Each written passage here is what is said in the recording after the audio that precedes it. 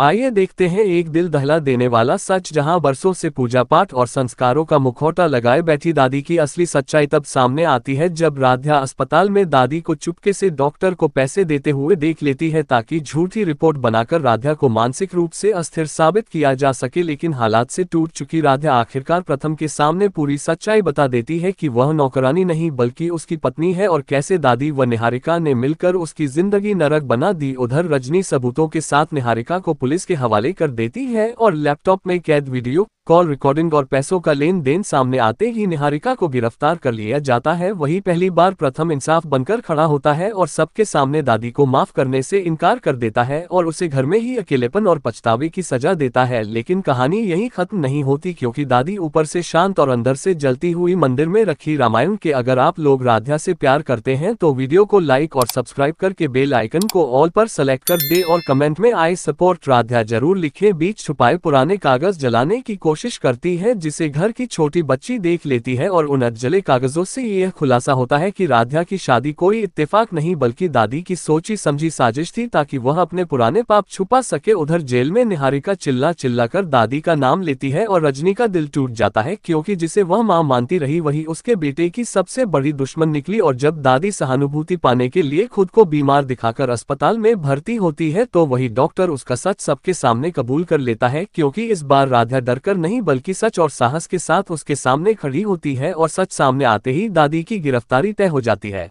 Police हरकत में आती है, घर का घमंड टूटता है और राध्या पहली बार बिना डर के मुस्कुराती है, क्योंकि अब उसकी कहानी अबला बहू की नहीं बल्कि इंसाफ और हिम्मत की मिसाल बन चुकी होती है। लेकिन वह शांत रहती है। दादी डॉक्टर से कहती है कि राध्या को तुरंत बाहर निकालो और निहारिका को प्रथम के पास रखो, लेकिन डॉक्टर हिचकिचाता है क्योंकि वह जानता है कि दादी की बातों में सच्चाई नहीं है। रजनी धीरे से कहती है, डॉक्टर साहब कृपया सही निर्णय लें, राध्या इस घर की असली बहू है। दादी यह सुनकर और भी ज्यादा गुस्से में आती है और डॉक्टर को धमकाने लगती है कि अगर उसने मेरी बात नहीं मानी तो उसे परिणाम भुगतने होंगे। इस बीच राध्या शांत होकर कमरे में आती है और दादी से कहती है, दादी भगवान ने सब कुछ सही समय पर उजागर कर दिया है, अब आप नाटक कर ले या कुछ भी करें, सच्चाई को कोई नहीं रोक सकता। दादी को अचानक लगा कि उसकी सारी चालें बेकार हो गई हैं और वह और नाटक करती हुई उठने की कोशिश करती है, लेकिन फिर गिर पड़ती है और इस बार सचमुच अस्वस्थ लगती है। डॉक्टर तुरंत उसकी मदद करता है। रजनी, राध्या और प्रथम एक साथ खड़े होकर दादी को देख रहे होते हैं। दादी को धीरे धीरे समझ आता है कि अब उसका खेल खत्म हो गया है।